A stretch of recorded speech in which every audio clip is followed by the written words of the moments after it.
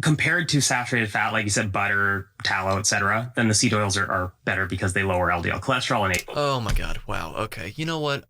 This is unbelievable. This is absolutely unbelievable, Matthew.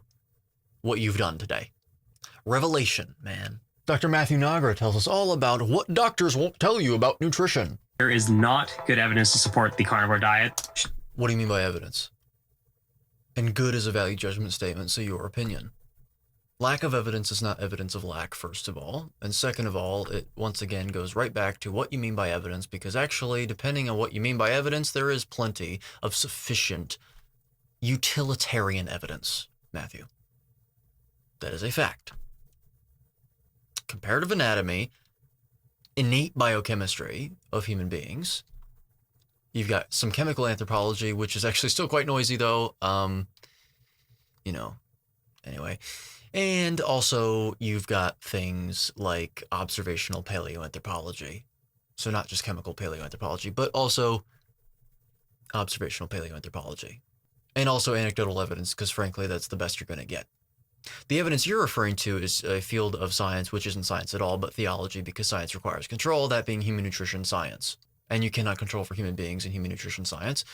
You cannot distinguish between, you can't control for genotype and respective phenotypes. You can't do that in human nutrition science. You also don't know the demographics. You don't know the demographic, or rather the parameters of your population that you're studying. So oftentimes you'll try and extrapolate with a standard error, which doesn't work that way. That's not how that works. Because that assumes basically identical characteristics across cases. And it also, it involves and requires constant behavior of confounders and spurious variables, and also a constant amount of them. The same ones.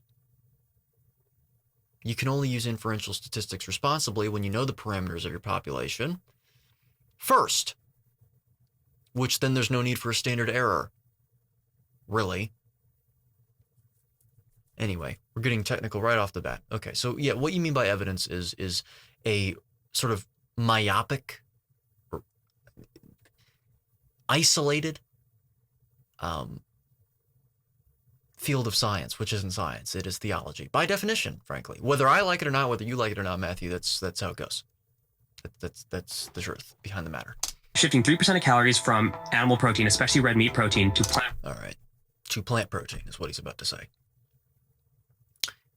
You're not getting any calories from your food at all, Matthew. That's not how it works, because calories are effectively photons when actually made manifest in the real world, when they're manifesting themselves in the real world.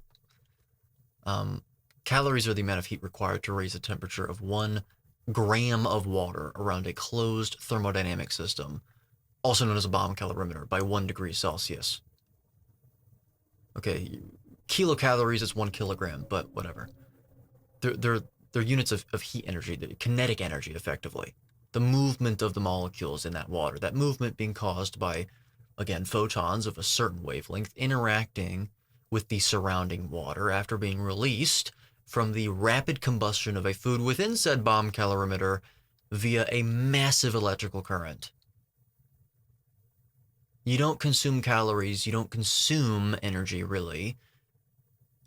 Why am I saying all of this? Is this just captious? Is this just pedantic? I know that you might think so if you're a new viewer. The reason I'm saying this is because whenever you start using the word calorie without knowing the specifics, you're going to get a very noisy signal whenever it comes to using calories as a unit to measure your food intake. Why is that? Well, because of one very simple reason. There is a distinction, there's a difference between open systems and closed systems. Open systems allow for the flow of energy in and out of the system, so we can absorb, photons of light from the sun, and it impacts our physiology, impacts our metabolic rate. So that's in it. That's an example of energy in. And also we release calories, and that's what forms our body heat, so we also have energy out, right? Okay. But also, open systems, they allow for the flow of mass in and out of the system as well. So we exhale carbon dioxide, we urinate, we defecate, okay, we do all those things.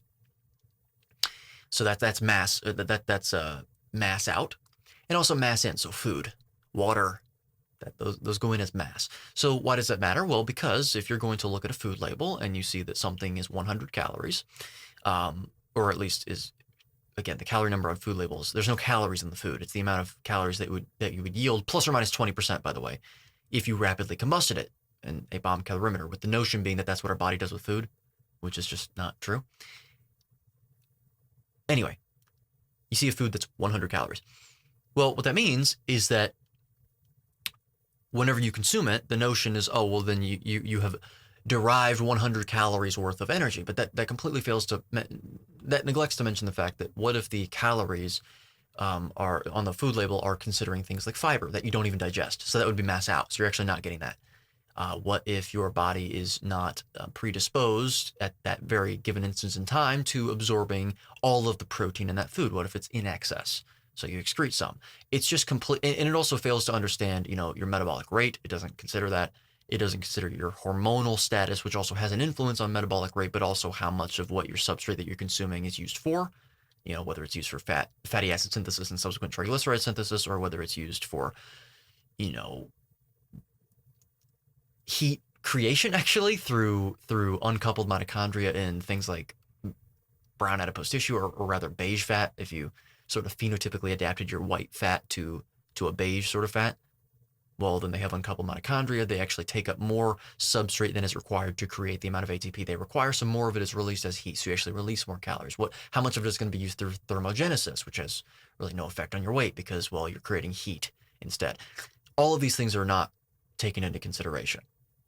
So anyway, so yes, shifting 3% of calories. That's why I brought all of that up, because what does that mean? What does that mean? 3% of calories from animal foods. Calories, you mean like the fat, you mean the protein, and also the people aren't even consuming calories. What's the mass equivalent here? And also, according to what study? Probably a longitudinal study that means absolutely nothing because it's observational. And, again, observational itself is not necessarily the problem, because especially when it's the best you have, but that's the problem here. This is not the best we have. Done on very aged populations in order to ensure the occurrence of deaths in the studies, different genotypes, different phenotypes, also different behaviors, hence a different phenotype, different lifestyles, again, with that. And also, we would like to, if it's a prospective cohort study, you're going to have to look at the difference of the strengths of the associations. We're going to have to look at the strengths of each association in isolation anyway to determine whether they were useful or not. Many confounding variables, arbitrary selection criteria as well. These epidemiologists, whenever it was posted in the journal, did they choose these based on an arbitrary selection criteria like men only, English only, etc., in order to get studies passed that support their hypothesis? Publication bias as well is a problem here whenever you're looking at epidemiology. These are all the problems with scientific journals. All right. That is the problem. So, also the relative statistic reporting instead of absolute values. He's probably going to say, oh, if you replace it with plants, so according to respondent data, well, then you're going to get better mortality rates. So, sources could lower risk of mortality from, it was a ballpark of 10 to 15%. Right, exactly. So could. You see that word could there? Yeah, it also means it could not. So cool. We're just theorizing here. Look at messaging from the carnivore community or the animal-based community. It's often about... Those are not the same. If you're going to say that the specific message is the same between both groups, then different story. But those are not the same thing. You kind of casually lumped them together. It's not the case. Really quick fixes. We're not considering the long-term risk, and they're promising. Yeah, well, no, it's not that we're not considering it. What we're doing is we're understanding that you cannot inform upon risk at all, long-term or short-term, in human nutrition science, because it isn't science at all. And risk is a cause and effect statement. And you need to be able to control for confounding variables and all spurious variables, so that's not possible at all, in order to use the word risk responsibly, according to the scientific method. That's what you have to do, Matthew. You are a doctor. Now look, there's nothing wrong with being a doctor. But what that means is that if you are depending on what you were taught in your medical school or schooling little journey to get to where you are right now, to inform upon and to talk about these things that you're talking about right now, well, then that is extremely irresponsible. If you've done your own private studying, that's a different story. Then we have to look at the integrity of the private, first of all, how you studied privately, the information that you were obtaining and deriving, right? But also Not only that, but also your application of it. So you could also have learned the right things, but also have been, you're applying it improperly. That could also be a possibility. So you have to weigh sort of a 4-factorial thing here. And we'll do that in this video. Immediate results, which is really enticing. Well, of course it is.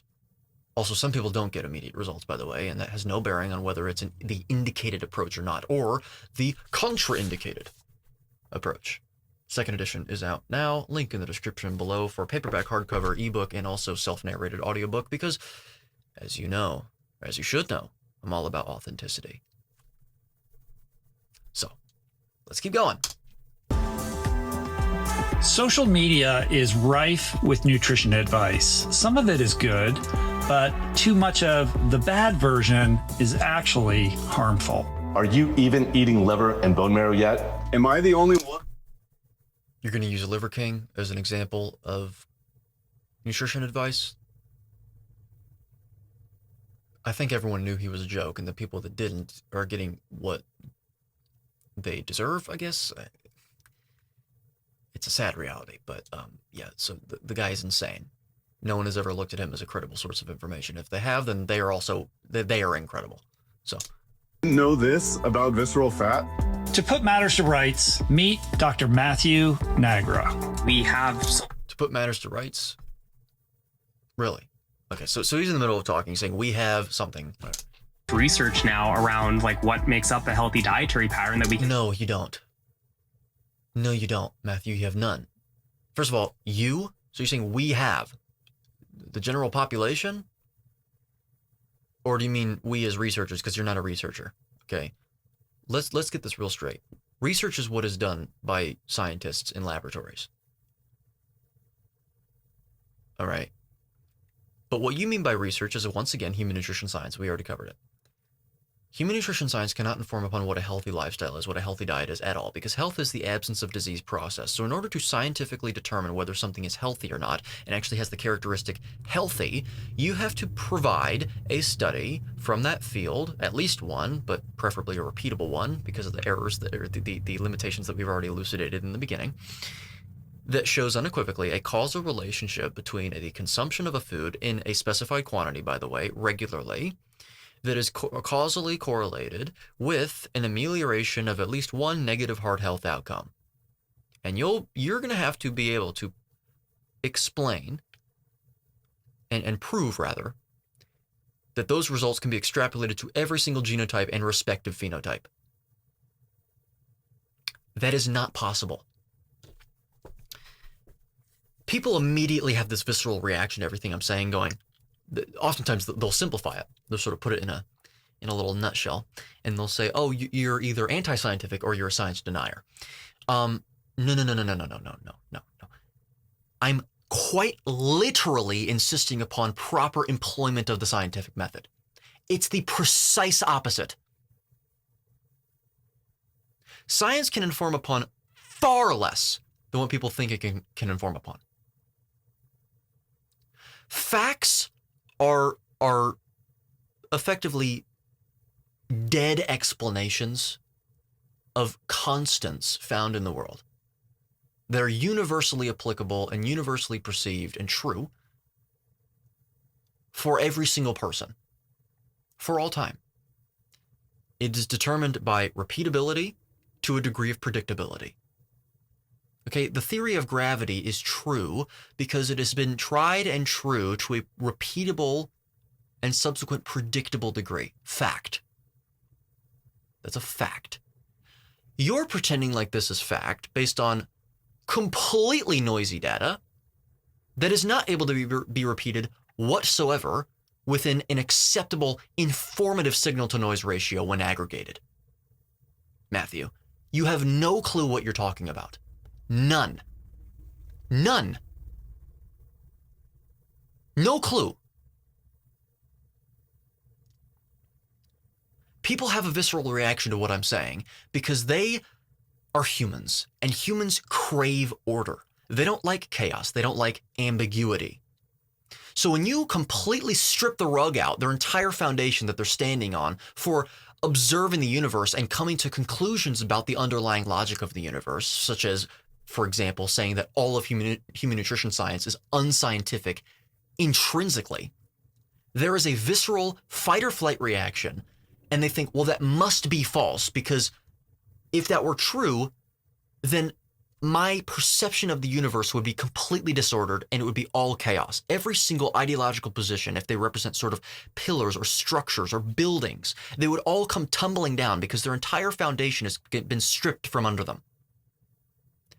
Well, just because you built your preconceived notions of the universe on a false foundation is not my fault, and it doesn't mean that what I'm saying isn't true. It is absolutely true, and you need to get over it, and you need to accept chaos. You need to be comfortable with chaos, because frankly, establishing order at the expense of responsibility, establishing order with false foundations, merely because you cannot fathom the existence of chaos in your life, that's more dangerous than chaos existing in your life. That is more threatening. That is dangerous and evil. Really good informed decisions. Really, when it comes to nutrition, it's pretty simple. At least the foundation. It is very simple. At least the foundation, yes. At least the foundation is really simple, yes. Eat a species-appropriate, species-specific diet for human beings with minimal variation given the ubiquity of human beings across the planet compared to every other species on the face of the planet, which is basically a carnivorous approach that consists of primarily the flesh and associated fat of large ruminant animals with added fat given our modern world and modern context to taste in the forms of butter, tallow, lard, suet, and ghee, added salt to taste in water because that is the best approximation to a species-appropriate, species-specific diet from every hard and soft inference that we have of any utility through objective interpretation and humble interpretation of data. Which I suspect that we will get to later on. I hope so. So today we're going to bust some popular myths. Highly doubt it, Rich. I respect you as a person. I really do. Frankly, I know how I come off. I'm very self-aware. That's the approach I take on this channel. People might like it. People might not. It doesn't change the fact that I do have respect for Rich, despite the way that I'm talking right now. Seed oils to soy. Oh, good. The myths surrounding seed oils from plant-based folks. Good.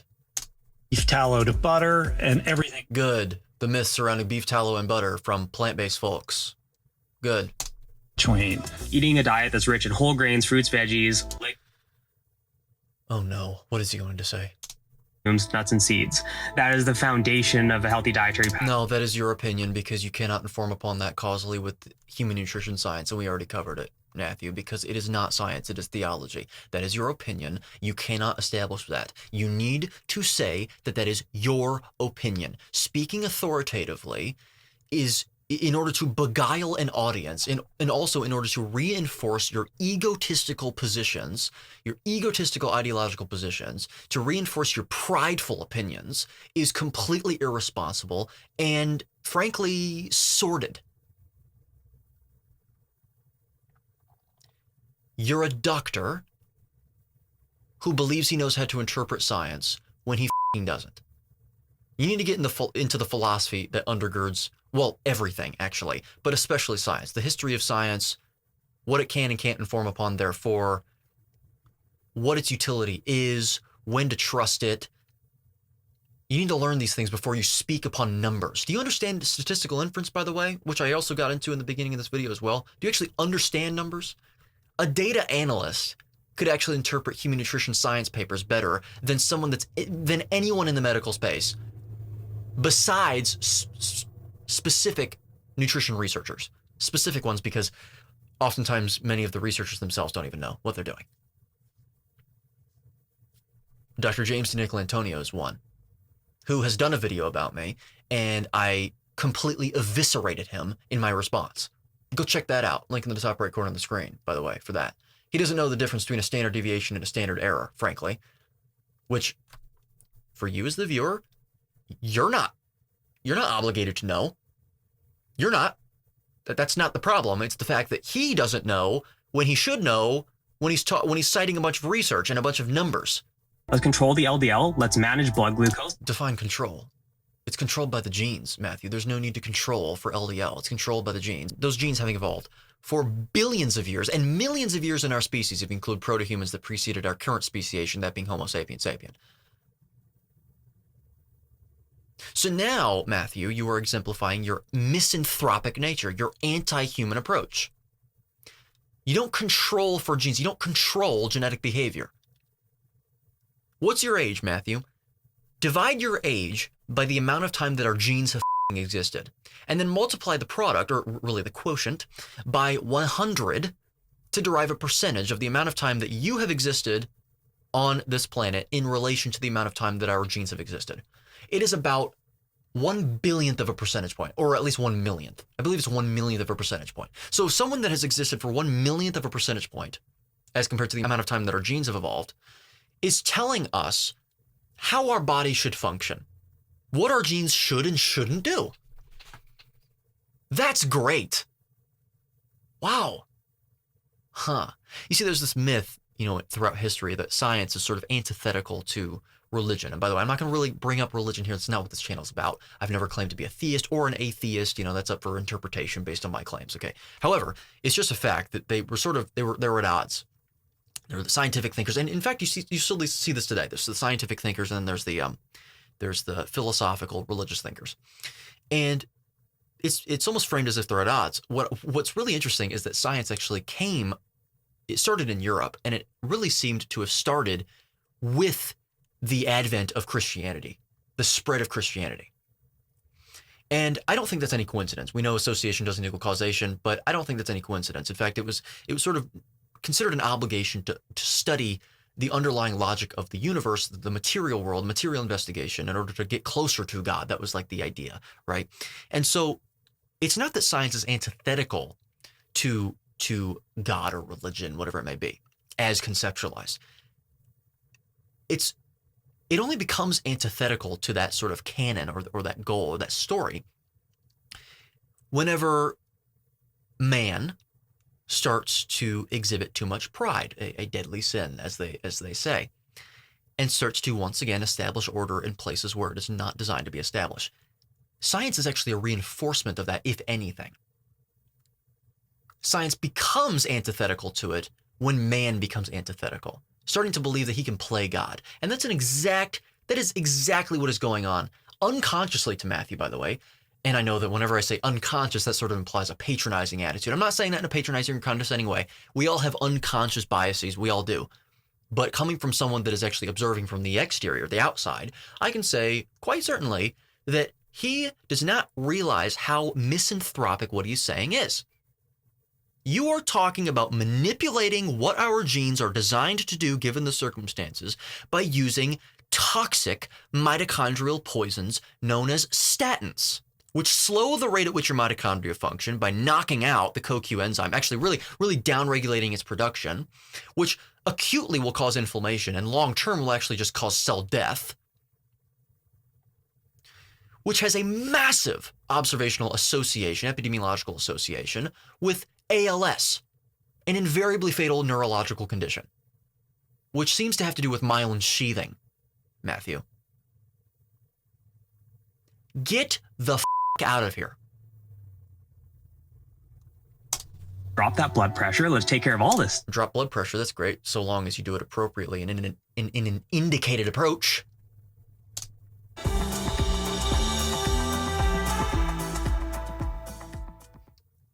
Matt, it's great to have you here. It's been a minute since we've done a plant-based deep dive, and you're just the guy to do it with. So, really? Is true versus hyperbole when it comes to a plant-based diet in the context of, whether it's longevity, performance, or chronic lifestyle disease prevention? My sense is that, it is very real and very powerful. And I've lived it myself and hosted many people with, similar experiences and experts like yourself. But Notice the word expert is completely ambiguous and up for the person espousing that term and applying it to someone else as to what the credibility is behind that term. I've been called an expert. Now, given this is going to sound extremely paradoxical and ironic, but given my humility, so the irony is that, of course, someone that's humble probably wouldn't really talk about their humility, but I'm struggling to configure the statement in a way that doesn't sound antithetical to that. Given my humility, I hesitate to ever call myself an expert, ever, because I've being convicting is you need to have a lot. You need to have a lot of evidence behind what you're saying to be extremely convicting about it and certain about something. I'm always doubting my positions on things. Doesn't mean I don't speak with conviction. I'm certainly, I've been wrong many times in the past, but I've never been in doubt, as they say. So, you want to speak with conviction. You want an element of conviction, but anyway, I've been called an expert. So the reason I bring that up is because Matthew, if he heard that, he'd probably say, well, who the hell is calling you an expert? Well, that's the point, Matthew. That's the point. Anyone can call anyone an expert. What matters is what the conclusions that people espouse bring into the world when applied appropriately and in accordance with what the espouser intends for those conclusions to mean and intends for those conclusions to be implemented as. Because as we all know, just because someone says something doesn't mean that everyone will adopt it appropriately or interpret it properly. Sometimes it can cause catastrophe and unintended consequences, and that's not the fault of the espouser. That's the fault of the other people. Or it could be the fault of the espouser if they didn't say it eloquently enough or articulately enough. But anyway, yeah, so Matthew, I wouldn't consider you an expert. You're an expert in propaganda, frankly, from every inference that I've seen of yours, from every single video and claim that I've seen of yours. The vegan and plant-based diet tribe is not dissimilar from any other diet tribe out there and has a tendency to overstate claims or, They do it all the time, Rich. There's no ambiguity. I have no problem with people holding your opinions. My problem is whenever these people try and state their opinions as facts, which is necessarily why things get philosophical on this channel. What is a fact? Is a fact merely an opinion itself? Based on preconceived perceptions of the universe? I mean, then it gets circular and all this stuff. But no. For simplicity's sake, okay? And these are opinions that you guys purport or espouse and promulgate that you beguile people into thinking are facts based on numbers that people can't interpret. Or extrapolate upon the available research to, kind of underscore or overemphasize, in a certain way that might not be in the best interest of the public. So where do you see that, and how do you kind of give words to that? I 100% agree. I think that there is exaggeration in a lot of areas of the plant-based camp. Irony. Just like there is with any other diet tribe. Yes. And what we can say pretty confidently is that... Okay, wow. Let's write this down confidently. Let's see. Is he going to reference science at all? Plant-exclusive diet, or vegan diet if we want to call it that, is associated with great long-term health outcomes. Okay. So we know confidently that there are associations. Great. So association does not necessarily in and of itself equate to a causal relationship. You can't form upon causality. Causality is an ideal, as God is considered an ideal, to bring it back to what I was talking about before. Okay. You strive to attain it, but you know in the back of your mind that you never will. Okay. How strong were these associations? What were the R values, the R squared values in the context of a linear regression? If you're referring to prospective cohort studies, I would like to see the comparative differences between those populations. And then I would also like to see those comparative associations represented with absolute values alongside relative values. So not just a percentage difference, but also the absolute amounts. Why do I say that? I've said that twice now, because oftentimes the differences in absolute terms of populations and prospective cohort studies are somewhere in the degrees of tenths or hundredths of thousandths of chances, incidents of death per person per year of follow-up. Which means that if you were going to multiply that value by 100 for a 100-year lifespan, for example, the utility of that difference would be much, much less than nothing at all, actually. Nothing. And once again, this is based on respondent data. This is based oftentimes on very aged populations in order to ensure the occurrence of deaths in the studies. The results of any study can only be extrapolated to the group studied in the case of human nutrition science because your cases are not identical. And also the confounding variables do not behave the same way. And there's also new ones introduced in different populations and also different ones excluded. And it's just a bunch of, it's noise that we can't control for because we're not omniscient. Okay? Many, many problems. It is hypothesis generating. It is absolutely not able to inform upon any causal inferences and any practical applications, efficacy in the real world, Matthew. That is in the case of longitudinal prospective epidemiological science. Okay. In randomized controlled trials, they're not controlled because you cannot control for genotype and phenotype. You can't control for human beings. And also, yes, that's the other part of it. You can't control for genotype and phenotype, but also you can't control fully for human beings' behaviors. You cannot do that. It's done in a population that is different, doing different things, different ages, different weights, all these other things that can influence, your anthropometric appearance, your metabolic markers, all of these other things. All right. And oftentimes they're not able to be repeated.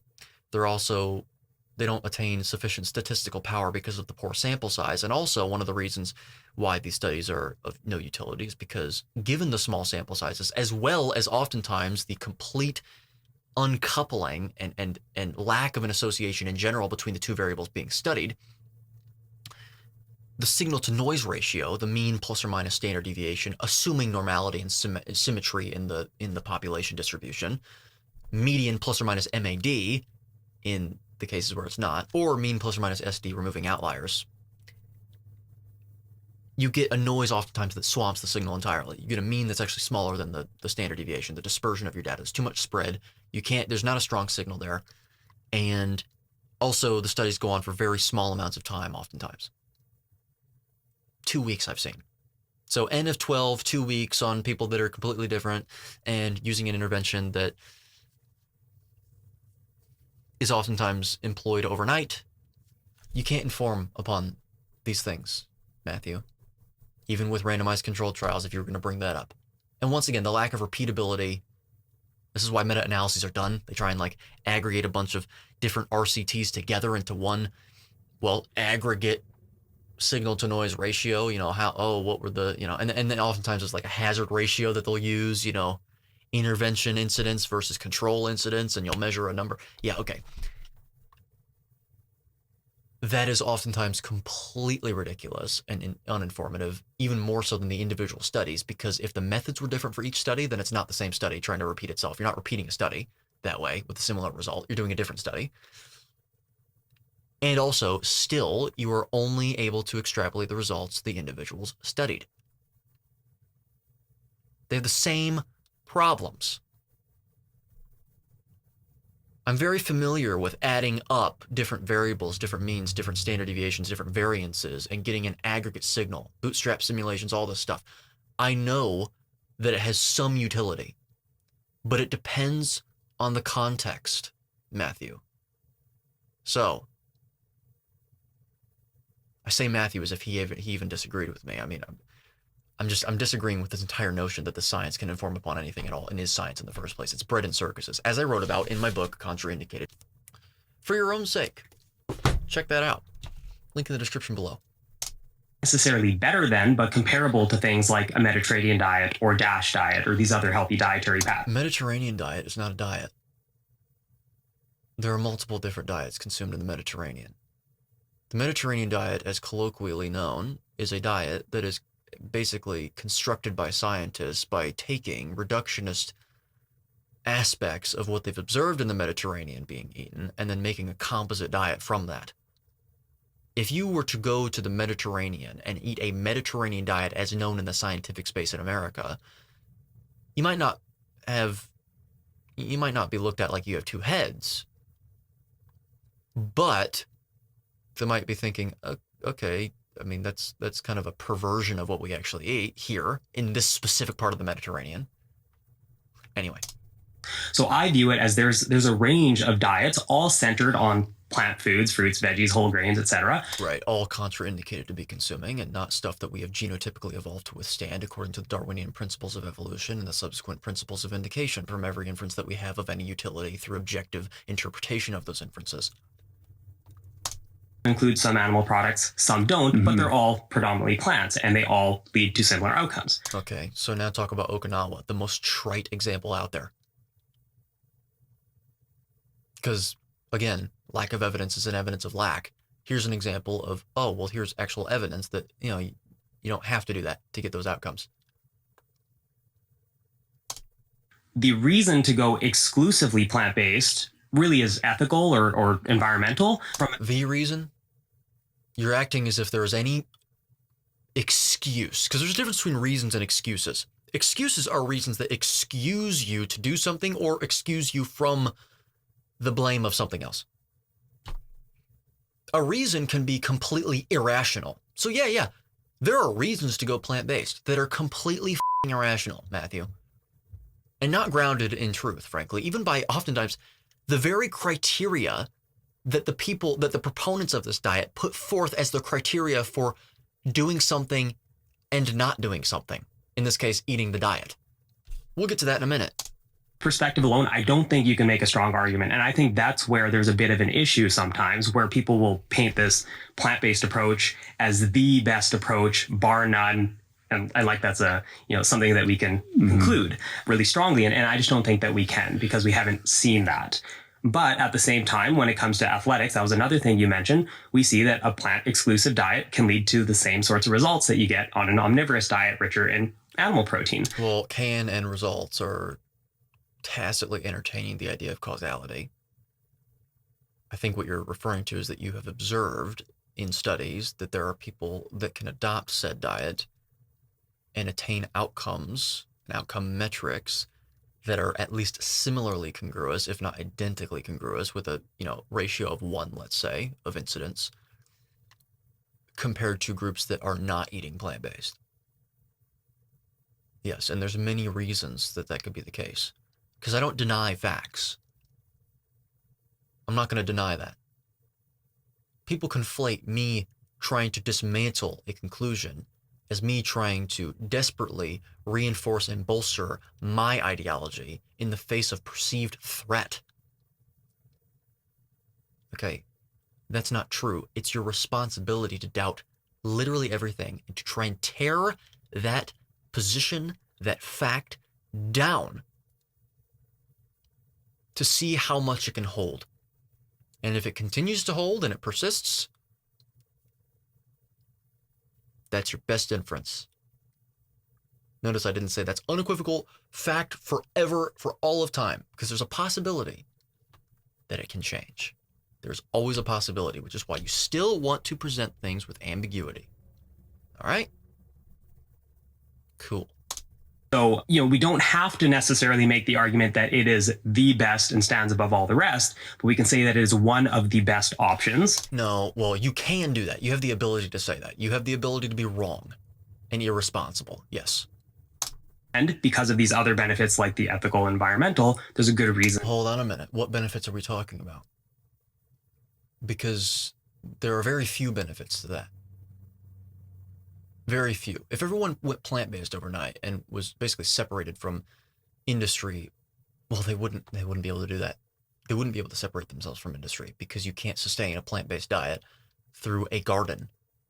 That's not possible. So, but separating themselves as much as they can from industry would help the environment somewhat, theoretically,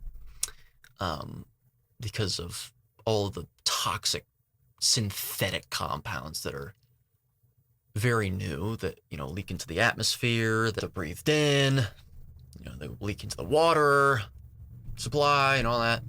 So there would be some, fine, but what is the net result? Would it be a net loss or a net gain? Well, it seems, logically speaking, not empirically speaking, at least it's not completely sound in the empirics realm, but logically speaking, because those are different. No, it wouldn't, as compared, at the very least, to a carnivorous approach that I promote, that I elucidated in the beginning. that approach? I think it's important to, what you just said, especially in terms of credibility and trust. If you're going to talk about this, to be grounded in reality, because if you're overstating claims or just a little bit out over your skis because you're an evangelist or an advocate or perhaps an activist in some regard, it makes it easier to critique or kind of not pay attention or dismiss what follows in terms of what you're going to say, right? Yes. Now, that's the great thing about this channel, because you'll struggle to find a channel that's as objective as I am. I don't cast aspersions or ad hominem attacks or throw ad hominem attacks at people in order to discount the actual argument at hand. An ad hominem attack can be thrown out if I've been shown disrespect by the person that I'm talking to, but I usually do that after I've made my arguments against them, or at the very beginning before I give my full argumentation. It's one or the other. It's not in the middle. Because here's the thing. I mean, attacking someone's character isn't attacking their argument. Yes, correct. However, you can tell a lot about the strength of people's arguments and the amount of thought they put into them based on certain attributes of their character. If the person is screaming and throwing a temper tantrum and talking about something, well, if they're that juvenile in terms of their actions, then who's to say that their brain and the way they think about issues is sophisticated? Well, it probably isn't. How would they be able to act that way, that juvenile, in the real world without also thinking in a juvenile fashion about critical issues like this? So ad hominem attacks can also, there can be there's this myth that everything is an ad hominem attack if you attack the character of someone. No. It's a logical fallacy. It's an ad hominem fallacy. Well, that depends on the context. In isolation, fine, it's not sufficient, but you can make some pretty good inferences based on someone's character. The whole movement would kind of be better off if they were just grounded in greater clarity around what you just shared. Yeah, I agree, because I look at it as, if we exaggerate or lie about some of the results, we actually give fodder to people like the carnivores or anti-vegans to say, like, hey, this person's dishonest or they're wrong about this. Correct, Matthew. Good. Great. Now, learn how to interpret science properly so that you understand that in many cases you're not doing yourself a favor. You're actually doing the exact opposite to the plant-based community. You're being a worse figure. You know how I know that? Because who's more dangerous? Let's just pose you this question real quick. My dear viewer, who is more dangerous? Someone that acts like this with this demeanor and spreads lies without knowing it? Or while knowing it, but forgiveness, without knowing it? Or someone that acts the way that they're talking about, that spreads the same exact information? Who's more dangerous? Well, it's people like them. It's not the ones throwing a temper tantrum. These people are the most dangerous. So actually, you being wrong about something and also mature and trying to be humble, well, while also not being humble, so speaking with conviction when you can't, you're actually doing a greater disservice to the plant-based community. You are doing a greater disservice to the plant-based community that way, because once you're called out on the lies, then people will not only not trust the temper tantrum throwers and the propagandizers that are calling people evil and throwing epithets out like they're nothing and calling everyone pieces of they'll also not trust people that act like you. You have to really make sure that you're correct, or at the very least, you have to always speak with ambiguity. That's actually the best approach. Again, people don't like doing that because we're human beings and we like to be convicting about things because it is a practical way of establishing order. It's a tangible sort of material implementation of order, to bring the abstract to the material here. You're trying to establish order. Every time that you say something with conviction, you're establishing order. You're saying something in an ordered fashion, and instead of representing ambiguity, and which is a form, abstractly speaking, of chaos. We need to get used to chaos. We as humans are not omniscient. We never will be. Neither is any human invention, like AI, by the way. So we need to convey that in our language. No matter how much we believe something, we need to be careful with the conviction that we state things with. Okay, I'm convicting about few things. Like, for example, this table in front of me is real in the way in which we perceive reality. That sounds like something I'd say, because that is what I would say. Because, by the way, that's representing ambiguity. It exists. It is a fact that it exists in the construct in which we perceive existence to be, because it exists to a repeatable degree, to a degree of predictability. I know when I walk into this room that this table will exist. It will be there. I will perceive it. And that is a universal truth for every single person on planet Earth. That is how we determine things as facts.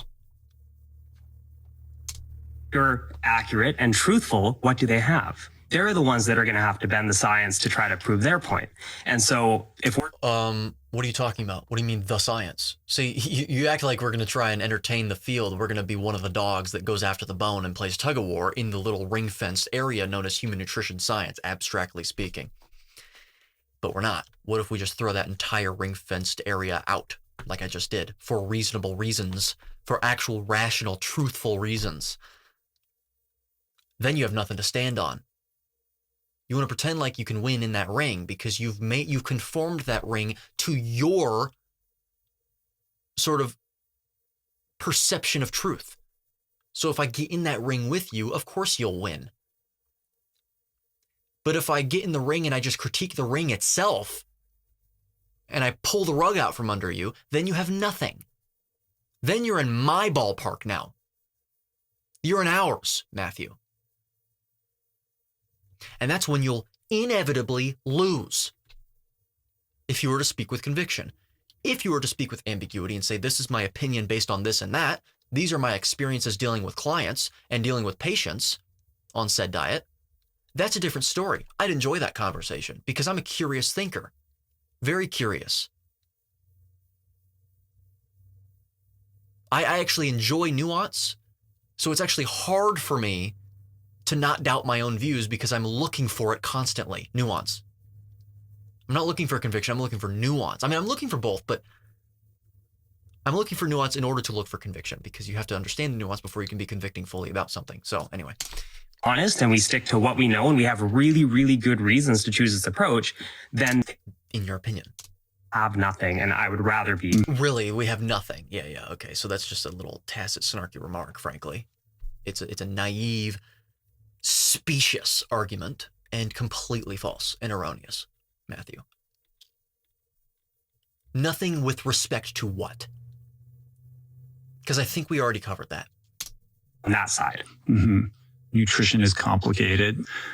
Nutrition science is always complicated and always will be because it's based on inferential statistics and a lack of repeatability based on cases that are not identical to each other, that have different confounding variables that influence every single individual population differently. It will never be sound.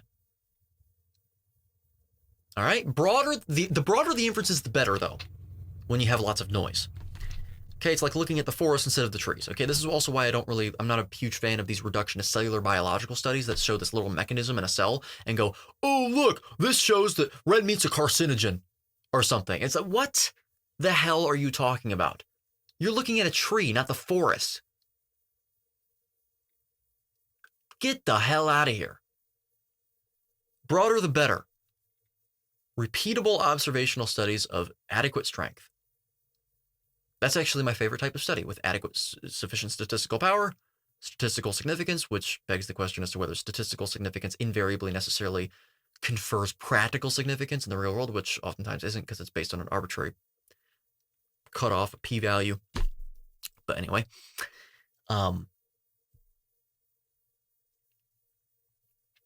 yeah, sufficient sample size for statistical power, repeatability, adequate mechanistic speculation, beyond a reasonable doubt, as they say, and adequate associative strength, as inferred either by an R value or something else in the case of a nonlinear regression or relationship, as is seen with incidence rates of things like type 1 diabetes and other things depending on the equator, distance from the equator, according to the distance away from the equator. That's interesting. I wrote about this in my book as well. So anyway. more so than I suspect we realize, and for many reasons. And some of that has to do with, the limitations of the kind of science that we can perform on human beings. There you go, Rich. So I'm glad that you actually understand this, Rich. Again, this is why I actually do have respect for you, and I've never had any problems with you. I've had some problems with some of the things that you're saying in this video, but they haven't been too offensive. The upshot of this is that it often leaves even the most earnest of us out there in search of guidance more confused than informed. And this is kind of what we're seeing. Right. And so you still haven't broken out of the matrix, so to speak. And again, I know that word has been perverted and has been politicized as well. I mean it literally. I don't mean it in the context of any political perversion of the word, okay? I'm not meaning it that way. The matrix represents, in this case, that ring-fenced area, the ring fence I was talking about. That's what I'm saying. You're believing that, well, things are just so ambiguous in this space, in the world of science, thinking that ring fence area is all of science. And you're thinking, well, if that's the case, we just have to dig even deeper. No, you have to get out. Get out. Get out of it. So. Played out on the internet, across the world at the moment. And I think that this is not always because the science is unclear as much. It is unclear. It's also done irresponsibly. It's a double whammy, actually. It's unclear because science itself inherently can inform upon a lot less than people would like it to, especially statistics. It's why we can't even predict the weather with any remote accuracy. It's ridiculous. I mean, we try. I'm not saying that you shouldn't try. I mean, at least you have some inference, okay? But I'm not saying to throw science completely out the window. I'm just saying that we need to be careful with how we report it. But anyway, there's that. It has inherent limitations that are neglected, but also it's done improperly. So now you have you've incorrectness squared right there. That's what you've done, basically. You've just compounded the issue. The internet loves to traffic in trends. And when it comes to nutrition, there's more than a few trends that surface, many of which range from, a loose relationship with evidence to downright wrong or dangerous. And I think as a correct, I completely agree, Rich. Service, it's important to put matters to rights with respect to some of these trends, which is something that you do quite effectively in the many. But he doesn't at all. He doesn't whatsoever. He speaks with conviction about his opinions. That's what he does. Have your opinion. That's all, genuinely, that is all I'm asking, okay? I don't care what you do. I've never cared what you do. I mean, in the context of I don't care that people have the ability to do something else. Of course, I care if you go on a plant-based diet because I care for your well-being, and I don't think that that's great for your well-being. It might be a net positive compared to what you were doing before, and I've never said otherwise. But I don't think it's the best that you can get to, and I think that there probably are long-term health problems that will result.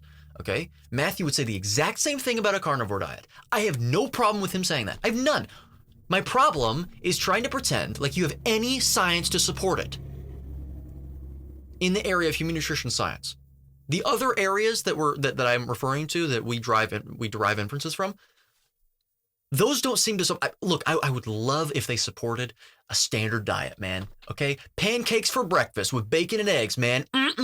Yum. Okay, I'd love to eat some plants and feel really great about it. I would. I'm not kidding. I'm not. But that's not the case. That's not the reality of things. So those inferences, as I was getting to, I tried to support what I wanted. And then I arrived at a conclusion, and I tried to tear that conclusion down. In fact, I've done so slightly, which is why I've opened up some nuance in the space.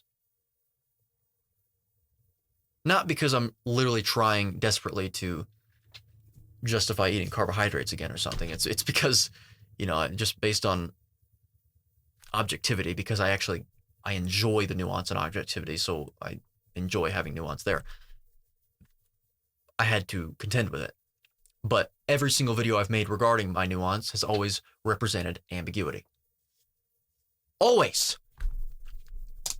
that you share on social media as kind of an antidote to this infection. So I'd like to begin as we, wander into the wilderness of this with what you see as the current most onerous or malevolent misconception that's out there that our algorithm overlords are favoring at the moment. Oh, this will be good.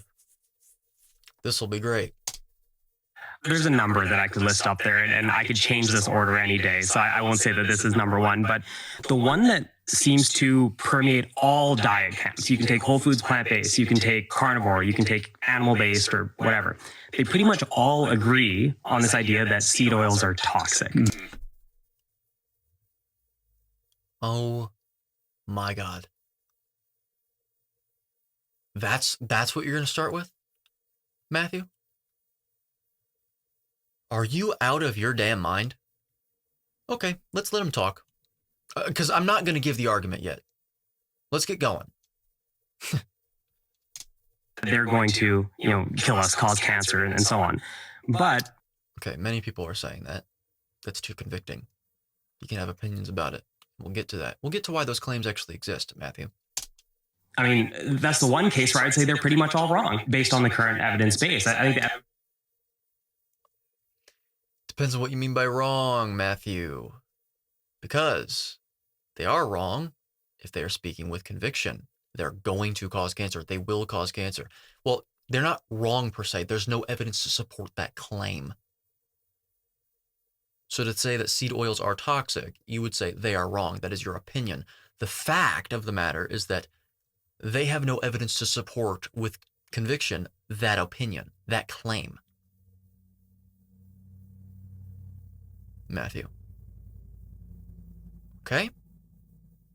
And again, you referred to human nutrition science as if you know anything about statistical inference and inferential statistics. I did a video surrounding causality. Really, I say I did a video.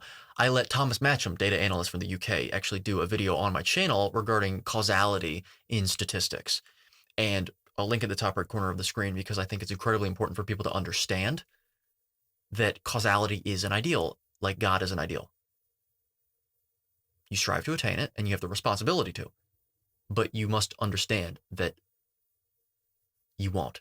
Science itself, if done responsibly and if reported responsibly, is a micro version of the Judeo-Christian canon, actually.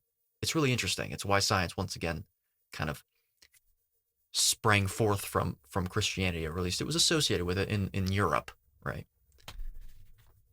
So it's a material, tangible version of the Christian canon, which is it's conceptualized as transcendental, right? So is very strong and actually quite compelling. Wow, so compelling and strong. So more opinions from Matthew, more convicting absolutes from Matthew regarding something that cannot inform upon facts and causality. Good, great. So you think that's the important thing. The inclusion of seed oils to lower things like cardiovascular risk and improve. Risk cannot be informed upon because risk is a cause and effect statement, and there are no studies that can inform upon the risk of any heart health outcome or disease process as that relates to any aspect of human nutrition over any given period of time. Throughout the entire time human nutrition science has existed, there never has been and there never will be, and I already covered it. We know what causes heart disease.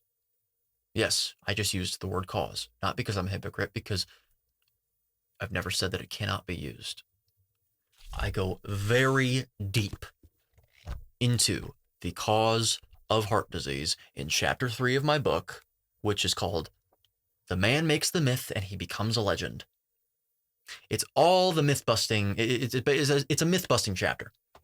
And we talk about, it's the first section, the great cholesterol myth. Which, by the way, is a book in and of itself. I thought that was pretty funny. But I made mine a section. We know the cause of heart disease. And to be as broad as possible, it is through adopting a lifestyle that our genes have not genotypically evolved to withstand to a sufficient degree to maintain our health homeostasis, health being the absence of disease process, which leads to the damage to the arteries that does not surcease. Incessant damage to arteries through things like hyperglycemia. That is a chemical fact that it causes damage. So recurring hyperglycemia, spike trough, which, by the way, you can actually get away, you can ameliorate or sort of reduce the incidence of in a plant-based diet. That is true. Fiber has a role to play there. Just to sort of, be as forgiving as possible here. There's just other reasons why I don't support that. But also, things like oxidation of LDL particles that remain in the arteries because the injury does not surcease. You actually get glycated LDL and also oxidized LDL. And then oxidized LDL, well, the mechanism is quite clear there.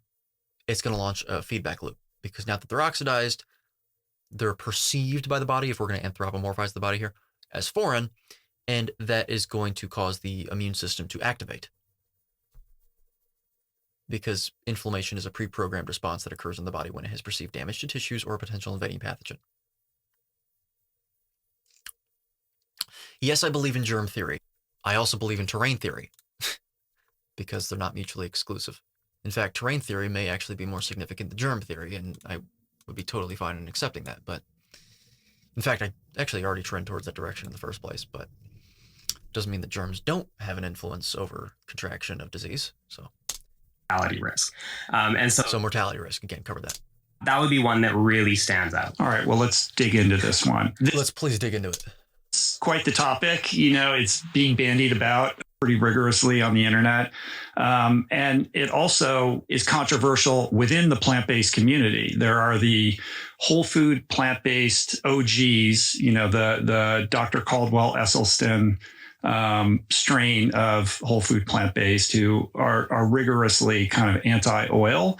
And then there are the pro olive oil plant-based people. And then there are the broader group of like vigorously anti-seed oils, like in extremis. Mm-hmm. So why don't you, kind of paint the picture of this? How did this issue come about? What is being argued and what is the truth here? Yeah, so there's different arguments presented by different diet camps. Like the plant-based community will talk more about the oil's effects on artery function, and maybe we can get to that in a moment. But purported effects. I think the main argument that's brought up, or one of the main two arguments that's brought up, is that we see this trend through the 80s and into the 90s where seed oil consumption was increasing in America and heart disease rates were increasing in America.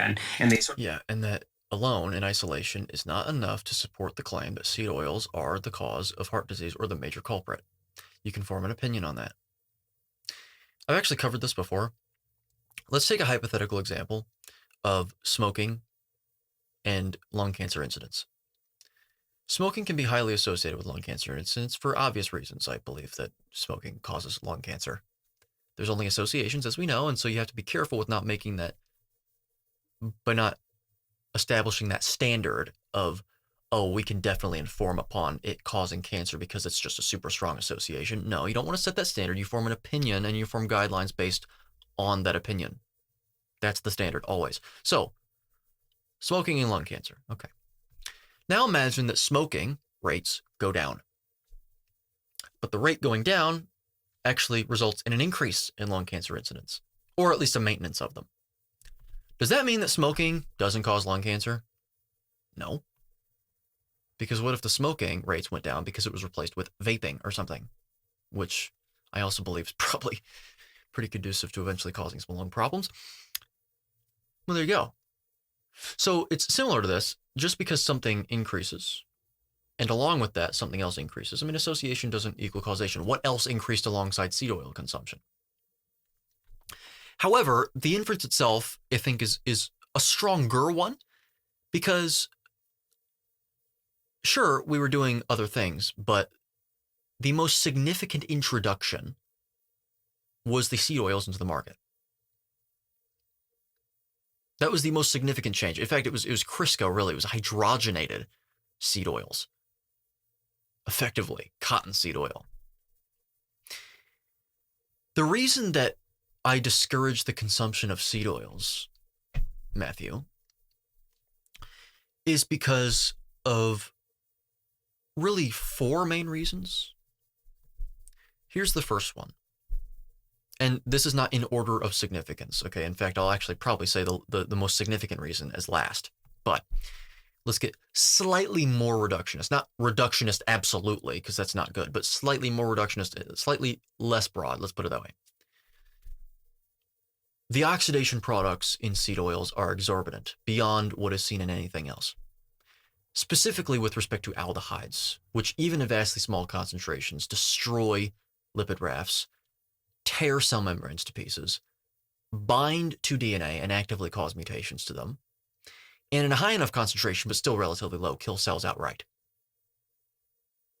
They form covalent bonds with molecules in the body, which are very strong bonds, and they render things completely deranged and dysfunctional.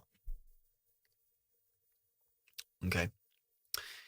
The oxidation products are high in seed oils already when you buy them, or when they're manufactured, because they're manufactured under high heat and pressure. Then they're oxidized even more. There's even more because the seed oils become oxidized due to sitting out in the sun for a long time before they're bought, sometimes for over a year. Then they're oxidized even further when you cook them, and then they oxidize even further when you consume them, because that's what your body does. It absorbs mass in the forms of carbohydrates, fats, proteins, and alcohol, chemically interacts them under control with molecular oxygen, and they react in such a way so as to alter the chemical bonds. And there you go. So that they're being oxidized even further. So I'm not a fan of that. It's also the main suspected culprit when it comes to lung cancer and heart disease, specifically development, when it comes to smoking. Smoking is associated with cardiovascular disease. Now, association doesn't equal causation. The mechanistic speculation for the causal link, the potential causal link between the smoking and the heart disease, isn't just unhealthy user bias, although I think that has a huge role to play, but also it's been traced back to aldehydes, because you actually inhale aldehydes and they will leak into the bloodstream from the lungs when you smoke. So, whatever, theory, fine. So, that's one reason. The next reason has to do with the sheer amount of polyunsaturated fatty acids. This is tied very closely with the oxidation because they're easily oxidized. But this really mainly has to do with cellular fluidity. If you learn cellular biology and biochemistry, which I'm very familiar with, the structure of cell membranes is primarily made up of saturated fat. Straight hydrocarbon chains. Now, based on that logic alone, that doesn't mean that's not sufficient to saying that you should eat lots of saturated fat. That's not what I'm saying. Many other reasons that I condone the consumption of saturated primarily. But that is not enough. That's nowhere near enough, because your body can create saturated fat. So there you go. But that is the case. They're mainly made of straight hydrocarbon chains. Okay. When you look at how often we were consuming polyunsaturated fats throughout every observational paleoanthropological inference that we have, and also logical, practical inference based on things that we can literally see tangibly and right in front of our eyes and observe in nature, it was incredibly low compared to things like monounsaturated and saturated fats found in animal products, because lest we forget, monounsaturated fats are the primary fat found in red meat. It's not saturated. It's monounsaturated. So it's an extremely small amount, and now we're replacing all saturated fat with polyunsaturated. I think that's going to have implications when it comes to cellular membrane health, because your body requires less polyunsaturated fat than saturated fat for proper cell membrane fluidity, which is dependent on temperature in terms of how it works, high temperatures, low temperatures. Cholesterol is important in cell membrane fluidity as well. But the reason that matters is because polyunsaturated fats actually tend to make your cell membranes more fluid, because it causes the phospholipids in the phospholipid bilayer to separate more, the more that you have of them. If you're only supplying your body with polyunsaturated fats, when we haven't really been consuming them to any degree that would really indicate a full genotypic adaptation to deriving the majority of our fat exogenously from that fat. I suspect you're going to have cell membrane fluidity problems. You're going to have integrity problems when it comes to your cells. And the half-life of many of these fats in most studies that are done is 2 years, sometimes up to 4 I think I've seen. So if you want to take that chance, go ahead. I'm not wanting to take that chance. I know it sounds condescending, but I mean it. I'm not willing to take that chance. I don't mean it in a condescending way. So that's really, the absolute amount of polyunsaturated fats, the oxidation products. Then deuterium. Deuterium concentrations are very high relative to animal products in seed oils, and deuterium above a certain concentration in the body, beyond really what our genes have most evolved to genotypically withstand, slows the rate at which your mitochondria function, which has implications in cancer. I did a video on this a little while ago, link at the top right corner of the screen, where we review an article from 2021 that actually elucidates this quite extensively and quite intently. And then number 4 is, once again, what sort of undergirds all 3 of those things.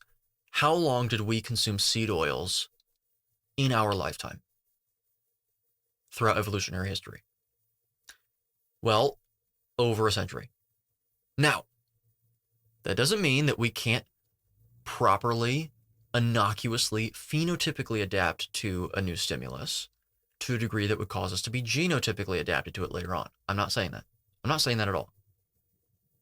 Because we obviously know that can happen. I mean, we were frugivores at first, right? From every inference that we have. And then we transgressed to a carnivore diet, which was at the time contraindicated for our species, right? But we survived. We did. Some people didn't, but other people did. You go through a transition period, and then eventually you do become genotypically adapted to that food, or that diet, or that behavior, whatever. I'm not saying that. But do you want to take the risk of deviating? So this is where this gets into a conservative versus progressive argument, but not in the context of politics. In this case, it's in the context of health and just practical application. I'm more conservative minded. I'm conservative in the approach in this specific approach. I think that it's very risky to start deviating from what we know to be indicated from every inference that we have by introducing things like seed oils in. With respect to diet, specifically, I'm not averse to things like controlled environments. I've done a video talking about this and the nuance of that. It's called Modern Life as an Experiment. You can check that out as well. I'm going to start running out of slots to put videos up there, though. So anyway, so it gets into the nuance behind it. I mean, specifically with regards to diet, especially when you see that the adoption or the embarkation upon a carnivore diet approach was associated with massive increase in brain size. And also we see that there's associations that are quite strong with quite, in my opinion, strong mechanistic speculation as to what undergirds this association between the adoption of vegan plant-based diets and the shrinking phenotypically of the brain size. I don't think that it is appropriate. I don't think that it's a good idea to start phenotypically adapting to things like seed oils and a bunch of things all at once. I mean, you could also make the argument that maybe if we slowly started introducing things in, then it would be we wouldn't come down with such extreme sickness as we see today with the introduction of a ton of different new dietary behaviors and also environmental toxic behaviors. So things that we breathe in and things that we absorb through our skin and stuff like that. I'm more conservative minded. There's people that are more progressive minded. And I think, there's a society requires both. I'm not saying that. I'm not saying that they don't. It requires both. You need the progressives, but you also need the conservatives. It's like they both keep each other in check, right? But that's where I lie. I think it's way too dangerous. And if you're going to at least make an argument for seed oil consumption, purely logically speaking, without putting any emotions in, like, oh, I think that's stupid. Oh, I think it's this. Purely logically speaking, you're going to I think that you're going to have to at least say that it must be a slower introduction than what we're seeing now with the change in dietary behavior. Because right now, our bodies are clearly not designed for this. Not at all. I just think that we should not be consuming the seed oils at all, because what's the point? You don't have any guarantee that will improve and increase longevity and health span with the science that we have today, because it's not science. So why don't you just stick to what's tried and true? Again, traditionalist, conservative mindset in this context, at the very least. Again, we don't really talk about politics on this channel.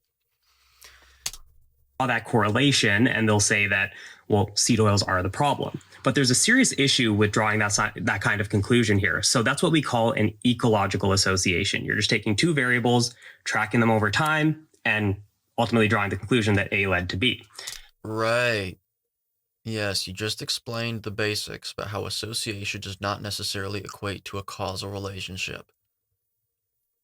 It's not that association doesn't equal causation. It's that association in isolation cannot be used to inform upon a causation's existence. Yes, thank you. Correlation versus causation. This is what the chapter is called.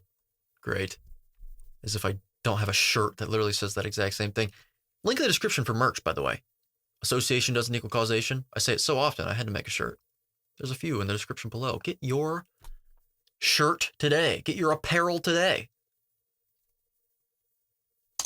Problem is, there are a lot of things that could have changed over that time. One of them being that we're living longer, or that infant mortality is lowered. And these are things that can lead to chronic disease later in life. If most people aren't even making it to those ages initially, then we aren't going to have as many heart attacks, right? So that's one possible. Yes, and this is also why people should stop referencing the average lifespan of ancestors from every noisy signal that we have. Because even if we're going to be as forgiving as possible and say that those signals are strong, averages are highly influenced by outliers. That's why you either remove the outliers, Q3 plus 1.5 times the IQR, Q1 minus 1.5 times the IQR, remove any values that fit into those formulas or fall below or above those thresholds,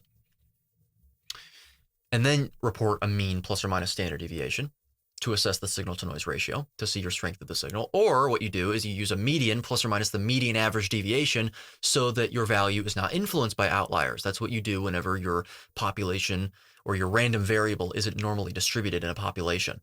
If it's not symmetrical, you use a median. That's why we look at median household income, because there's massive skew there in the value of incomes, Pareto distribution, style distribution, okay?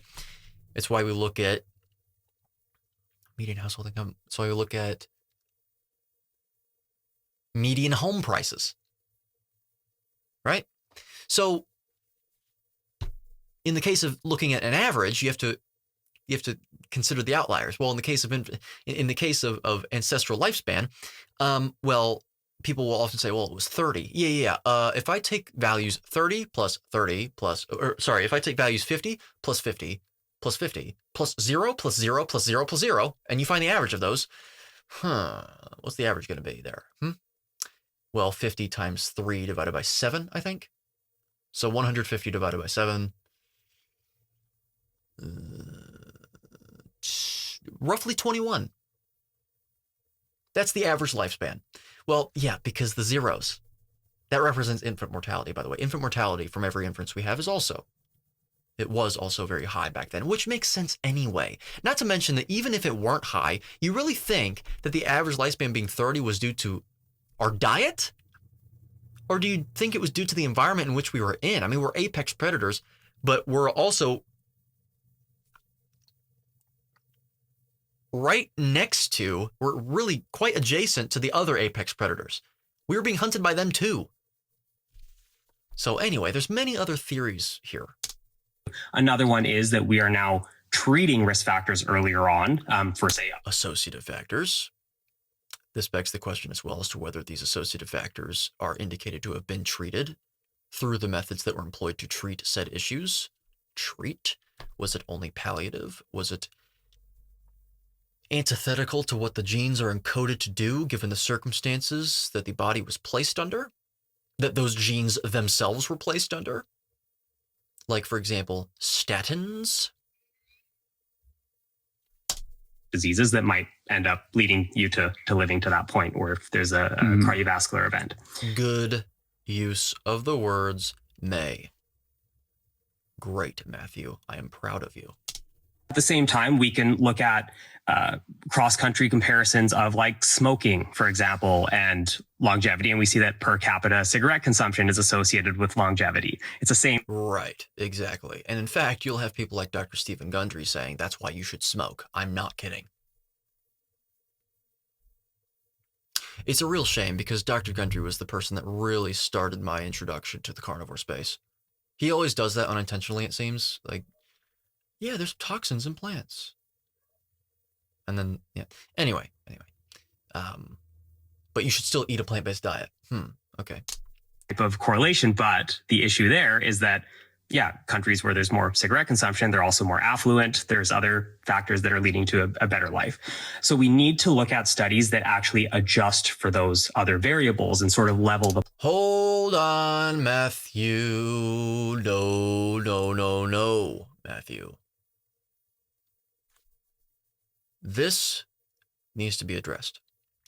If you're going to adjust an association based on multivariate regression, you really need to stop, really. That's, you know what, that's what I'm going to say. You need to stop. You don't do that. That's not responsible reporting. Scientists report what they observed, not what they think they would have observed if they had done the study differently in an ideal world. Okay? That's not what you do. That is not what you do at all. The best thing, the most grace that I can give here is, okay, it kind of makes sense to sort of remove the people from the study that were, so this isn't multivariate regression. This is just removing certain, okay, so the people that were smokers, let's remove them and then let's look at how the association changes. And then you can make opinions on that. That's fine. But you, at the very least, you need to report the raw data set. You have to do that. You've got to do that. I mean, really, at the end of the day, people have this idea that removing, like, oh, okay, we're going to remove the people that smoke from the study. Or we're going to remove the people with this BMI. Or we're going to remove the people with this HbA1c, whatever. They have this idea that therefore helps to control the study, when oftentimes it has the opposite effect. In many cases. So I'm not saying to never report those linear regressions. You can give some variations as long as you report the raw data set for reference. But the idea that inherently, that necessarily actually controls more and actually makes the signal stronger, sometimes it really doesn't. I mean, it just depends on the context. Field. Mm-hmm. And we have plenty of those where you're looking at seed oil consumption or polyunsaturated fat consumption over time within a defined population. There you go. Defined population. Also, what period of time and how long were these people followed up for? You know, what was the time of follow-up? Was it every 4 years? 2 years? 1 year? Still, even then, based on respondent data. So people lie, people forget. Also, it's up for the researchers themselves to ask the questions. It's to determine what questions are to be asked and how they classify, you know, what they classify as red meat and what they classify as many other things. Anyway. You're adjusting or sort of equalizing factors like smoking status, exercise, and so on. And you find that those with the highest consumption do have a lower risk. Highest reported consumption. And no, they don't have the lowest risk. They have the lowest incidence after you've adjusted, therefore, in other words, fabricated your data. Matthew. It's nonsense. And it is still a association. Have you ever heard of healthy user bias, Matthew? And unhealthy user bias? Look, these attacks that I'm launching right now, they might be deemed as gratuitous and unfair because he hasn't actually said his opinions on these associations. He hasn't. He's just saying, yes, well, no, if we do that, then the associations are this. That's fine. However, I just find it very interesting that, you know, he's saying this when his conclusions are you should eat plant-based. So. Cardiovascular disease and a lower risk of mortality. No, not lower risk, Matthew. Lower incidence. Stop it with the word risk. Question then is, well, why do we see this trend in seed oils and heart attack, at least over time? One of the factors there, and not the only factor, is potentially that most people get their seed oils from ultra-processed foods. So yes, that is a potential. Yes, so it could also be, I don't know, what's the most prominent factor and ingredient, I guess, included in these ultra processed foods right next to seed oils. In fact, not right next to them, but but more than seed oils. Is it carbohydrates, Matthew? Processed foods become more prevalent in the food supply and people are eating more and getting too many calories. And No, they're not getting any calories. And I said that in the beginning, Matthew. You're not getting any. You're not getting calories. After your body performs the exothermic chemical reactions, there are some calories released, 30% of which, the vast minority of which, is actually encapsulated in the form of ATP through substrate level phosphorylation, which can happen in the Krebs cycle. It occurs in a relatively low frequency. So some of it does translate into mass changes and the amount of energy that you yield. And then some of it, most of it, 70% of which is actually released and creates body heat. But a lot of it is actually not. Your body will use mass to effectively create energy through ATP synthase in the form of chemical potential energy. The calorie number is a completely noisy signal. It is the energy balance model of obesity has been refuted more times than I can count. Okay, it's mass in, mass out. And what affects your mass balance? Well, many things, but primarily hormones. I mean, there you go. Because they're signaling molecules.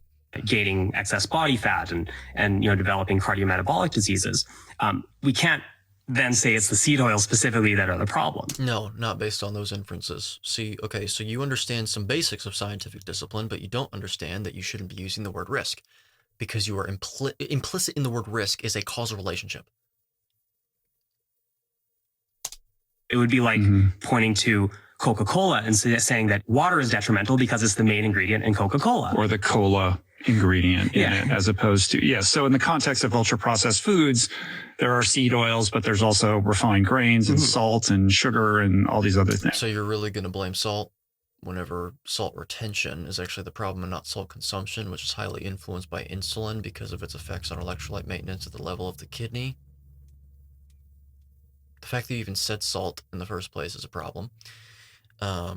So you've got, did you also say processed sugar? As if the sugar molecules in processed sugar, first of all, didn't come from plants, but also as if they're not the same molecules as seen in fruit and honey. Okay. They're kind of additives and preservatives that, enhance the unhealthy nature of these foods. Purportedly, but that doesn't mean that it's true, scientifically speaking. However, additives and preservatives are things that our genes have not genotypically evolved to withstand because they are new introductions from the Industrial Revolution, specifically the second one, that being the Technological Revolution, which is something to consider. Exactly, and they're hyper palatable. So that combination of the fats with the salt especially. No, the fat with the sugar especially. Are you out of your mind, Matthew? Unless you are talking about chips and the savory style stuff. If that's the case, fine. And it's also it's also the crunch with, as well as the melting. Followed by the melting. It actually triggers the brain, it seems, in many ways that are conducive to getting you to eat more beyond what your body actually requires. Or would kind of get you to eat, or influence you to eat, at least, if those factors were not present. Gets people to eat more and more and more. And food scientists are very aware of this when they design their products because they want you to eat more of those products, right? And so they sort of prey on those senses. Now, moving past these sort of gross kind of correlations, we can look at the mechanisms at play. So yes, there are plausible mechanistic speculations, plausible being a value judgment statement that can be made with associations that are of adequate strength. And so long as the methods employed were appropriate and responsible. That's also important, because if they weren't, well, then it doesn't matter what association that you derived at all.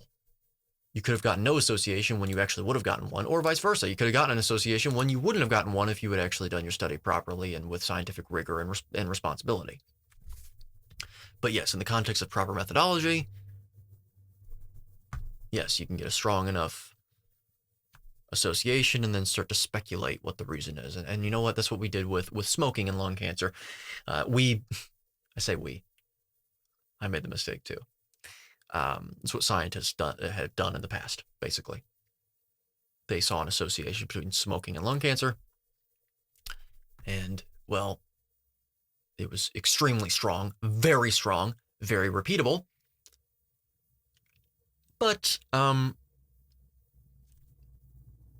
mean, the mechanism was extremely clear as well. So it was an extremely strong association that was able to be repeated, and also the association, the mechanism was clear. You smoke and you inhale stuff into your lungs, and then you get lung cancer because there are harmful compounds, or there's compounds that are clearly harmful to the lungs, at least the lung cells. And well, there you go. Over time, that caused mitochondrial DNA damage and then mitochondrial dysfunction. And there you go. Or mitochondrial dysfunction, a slowing of the rate at which it functions, which then led to mitochondrial DNA damage. Theoretically, it didn't have to be in that order, but either way, cancer develops, because that's the common denominator with all cancerous cells. It's a dysfunction of mitochondria. So The arguments that's brought up is that these omega-6 fats in seed oils are inflammatory. well, they are directly involved in the production of inflammatory compounds, but you do require inflammatory compounds. This also begs an entire question as to whether or not there is not a diminishing return. This also begs the question as to whether or not there is a diminishing return that occurs when it comes to the absorption of omega-6s whenever you eat them. Who's to say that you absorb every single bit that you eat in a linear dose-response level? That's silly. We don't do that with anything else. We actually start to excrete some. This depends on cellular mechanisms and cellular regulation pathways that determines whether or not we were, how much we're absorbing according to how much we eat. And also, I mean, what if you're matching it with omega-3s? But yes, what we do know is that we're dealing with fats that are inherently inflammatory. They're involved in an inflammatory pathway, and the ratios at which we are to encounter them in nature, omega-6 to omega-3, are typically far, far lower than things like 800 to 1, Matthew, in like things like grapeseed oil. 800 to 1. Personally, I don't feel that's a mechanism, and so it needs to be studied and borne out, and there's ways to do that. Usually one type of study in isolation, even repeatable, even if it's able to be repeated with a similar signal and a strong aggregate signal, that's still not enough to reinforce, in my opinion, a hypothesis. You've got to have multiple different types of studies conducted and then form a composite sort of inference. But that takes a long time and it takes a lot of money, so it's not often done. So yes, sometimes it's not the scientist's fault. And even then, that's also not another reason why, that's not the only reason why it's oftentimes not scientists' fault. It is also because of it's mainly the scientific journals that are at fault when it comes to the poor science that we have today. And the poor published science, at least. Hint, hint, wink, wink. Linoleic acid, which is one of the polyunsaturated fats. And the theory goes that linoleic acid could be converted into arachidonic acid. No. It's not that it could be, it is. What I'm saying is that there could be a diminishing return as to how much is converted, that's the case with everything in the body. You actually can measure this using enzyme kinetics. You learn this when you start learning about Michaelis-Menten, the Michaelis-Menten equation in enzyme kinetics. You learn about different types of inhibition, like suicide inhibition. You learn about, it's been so long since I've learned this because I haven't actually put this in practical application in a lab. But you have things like competitive inhibition, you have things like uncompetitive inhibition, then non-competitive inhibition. Those are two different things. That always threw me off. You learn about all that stuff. You can actually measure the rate at which an enzyme will function depending on the dose of substrate. actually do this in labs.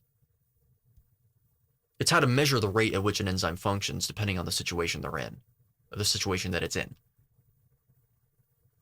So, and then you get the Michaelis constant to measure, substrate affinity and all that stuff. I'm rusty on it, but yes, that's typically what you see with any enzyme. It always has a Vmax, as they call it, maximum velocity.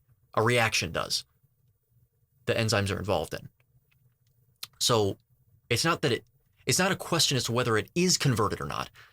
It's a question as to how much of it is converted. What is the diminishing return? What is the Vmax, et cetera, et cetera. Not only that, but that's according to how much is actually present for reaction.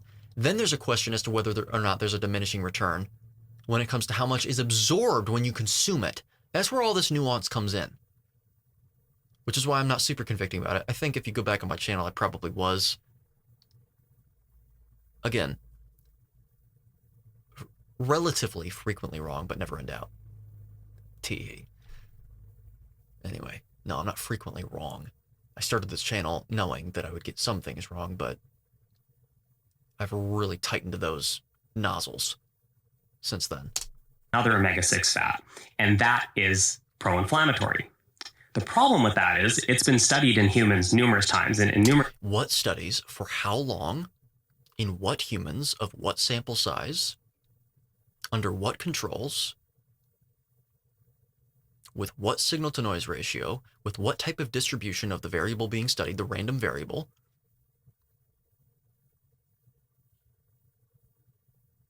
Okay, we need to know these. I know that you're in a podcast situation, so it's kind of difficult, if not impossible, to bring these studies. You're not going to bring a pamphlet with you and a binder and show, yeah, we actually know this. Look, see this. I understand. But what I'm saying is I'm talking to my audience here, because they might not be aware that these questions must be asked in the first place regarding science. That is what I'm doing. And I'm also curious to see. Controlled trials, and it's not controlled and not properly randomized because those are tightly intertwined. Been shown to raise arachidonic acid levels or inflammatory markers, with the exception of a case where they put oils through 20 repeated cooling and heating cycles over and over and over again. And what do you do with seed oils when you buy them? I just talked about this. How many cooling and heating cycles do seed oils go through before you buy them? How long did these studies go on for? What else were these people doing? What else did these people change? People eat them, but at that point you're really kind of destroying or damaging the oils there. But in normal use, whether it's for a stir fry or in salads or whatever, they appear to be health promoting. And then no. Okay, appear to be is your perception, which is effectively synonymous with your opinion. So good use of the word appear to be, but I am going to stop and clarify for my audience that is what you mean. It is not a fact. We have actually long-term randomized controlled trials. Define long-term, because long is a relative term. It was not controlled. What was the sample size? What was the repeatability of the science? What was the aggregate signal once repeated? Signal-to-noise ratio is really what we should say. And make sure that it's reported with a standard deviation and not a standard error, because you do not know the parameters of the population that you were observing, or at the very least trying to extrapolate the results to, which is literally the entire world. This. One great example is the LA Veterans Administration Hospital study. So they had about 850 people that were split in half, and they were living 850 that were split in half. So each group had 425.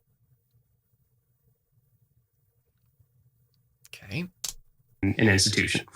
And half of them were randomized to one cafeteria, half to the other cafeteria, and they didn't know what they were getting. But what the researchers had done in the seed oil group was they actually extracted saturated fats from the foods and infused vegetable oils. So they're getting essentially the same food, but different fat. And they found about a 30%, if I recall, reduction in cardiovascular disease. No, it wasn't a reduction. It was a 30% decreased incidence rate of cardiovascular disease of all types, I'm presuming. So strokes, myocardial infarction, coronary heart disease, et cetera, coronary events, really. All right. I'm assuming primary and not secondary, but you know what? I'm actually assuming secondary if they were in the hospital. So, okay, fine. So secondary events. Great. These people were completely different. And who is to say that if both groups had saturated fat, that you wouldn't see the exact same association in that group of people because they were different people and they had a different severity of heart disease or cardiovascular disease. Okay. Also, reduction based on what metrics? This all goes to what I just said. This all goes right back to what I just said. Okay? At the very beginning of this. We have not evolved to genotypically withstand the degree of seed oil consumption that we are seeing today. And there are very plausible mechanisms as to how they can induce inflammation, which is subsequent to many other disease processes. It lowers the threshold that you would have to attain or surpass to develop things like diabetes. Why? Because of its effects on redox potential, the NAD to NADH ratio. It has a slowing of the rate at which your mitochondria function that is necessarily associated with inflammation. It has to be, chemically speaking. And that has implications in cancer. I'm not making any causal claims. I'm just basing my inferences on fact. And I've just said that I'm a conservative thinker in this regard and not a progressive thinker. So I'm glad we got that out of the way. Chronic cardiovascular disease over the course of 8 years. That's massive when you're... Okay, 8 years, that's quite a long time. Okay, but 30%? Well, we already covered this. We really did. We already covered this. An old population where the number one killer is cardiovascular disease. Yeah, there's studies out there that show, the people who are have the highest intake of plant oils see significantly lower risk in total. Not risk, Rich. Not risk. Cancer mortality, et cetera, this veteran study. Okay, what else are they eating and what else are they not eating? This science is a bunch of bread and circuses. I was waiting to get into some other inferences. I don't think I'm ever going to have the opportunity for it to sort of naturally be elicited from me. Here's a strong one. Why do we have an appendix? Riddle me that. Why do we have an appendix? Well, I'll tell you why. An appendix, hence the name appendix, is basically an appendage. It's a vestigial remnant of a past cecum. Now, we still have a cecum, but what I'm saying is that the cecum has shrunk drastically. So now the cecum is quite small, and now it has a little appendix at the end. It's an appendage. It's a vestigial remnant organ. Okay, well, that's interesting. So what does that imply? Well, what is a cecum? A cecum is an organ that is specifically designed to pack in and digest fiber into volatile fatty acids, also so which are mainly saturated, short chain fatty acids, for fuel, for not just the colonocytes or the enteric cells, but also for absorption and for use in other parts of the body, other cells. Okay. Well, that's quite interesting. So, what animals have cecums? Well, primates, gorillas, for example. They're a very, that's the first one that comes to my mind whenever people say primate. Okay. So basically, primate animals, they have a cecum because they eat lots of plants. It's not that they don't eat meat, but they eat lots of plants. So what does that imply? I mean, really, what does that imply? Well, it implies that we had a lot larger of a cecum, and over time it started to shrink. Now, according to evolutionary biology and evolutionary theory, which, as I often say, is technically a theory, but not just a theory, right? Negative selection pressures are imposed onto an organism in order to eliminate a trait, a gene, whatever it may be. only in two contexts. The first being when a trait proves deleterious or counterproductive to the organism's survival before it can reproduce, basically. So it doesn't allow them to reach reproductive age and actually pass on their genes. So that's why the negative selection pressure is imposed, right? That's when it's activated. Now, for the cecum, I mean, did that really pose us an issue? I mean, it's an organ that we actually developed. There's a reason to develop it. So, I mean, we started to change our eating behaviors, but did the cecum really prove to be harmful? That doesn't seem right. So, which brings us to the second reason why a negative selection pressure will actually cause a trait to be eliminated, which is if there is a positive selection pressure on something else to develop, another trait to develop, that requires the energy to be taken from somewhere else in the body that is deemed by the body, I guess, if we're going to anthropomorphize it again, to be less important or completely useless, in which case it'll take the energy that's used to create that trait and use it to create the other one. Well, what is our shrinking of our cecum associated with paleoanthropologically?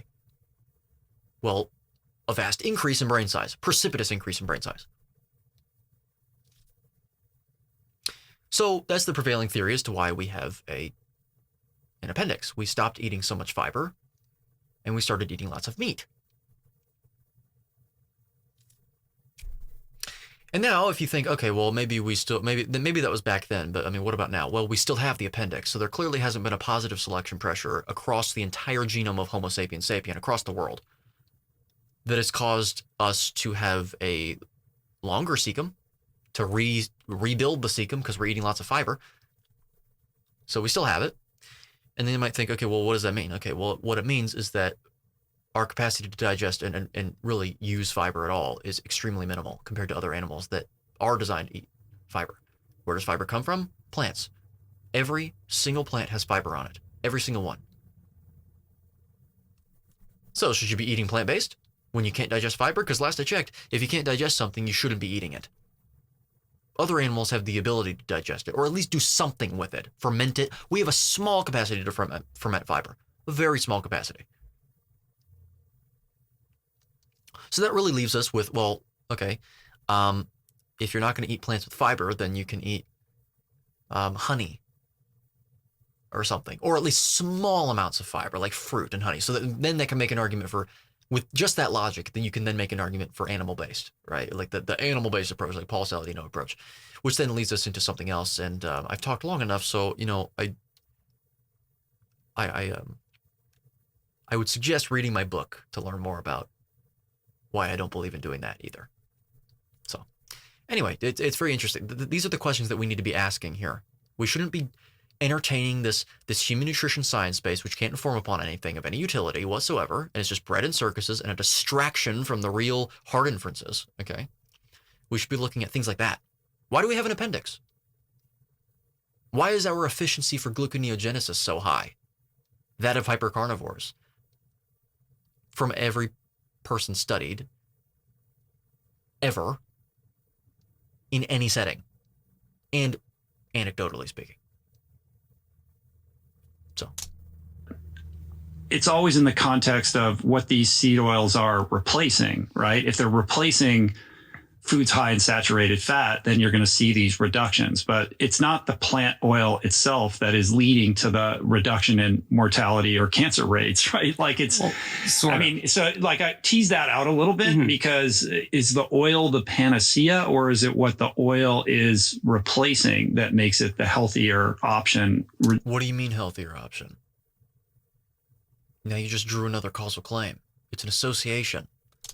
Leading to these better health outcomes. So compared to saturated fat, like you said, butter, tallow, etc., then the seed oils are better because they lower LDL cholesterol and Oh my God. Wow. Okay. You know what? This is unbelievable.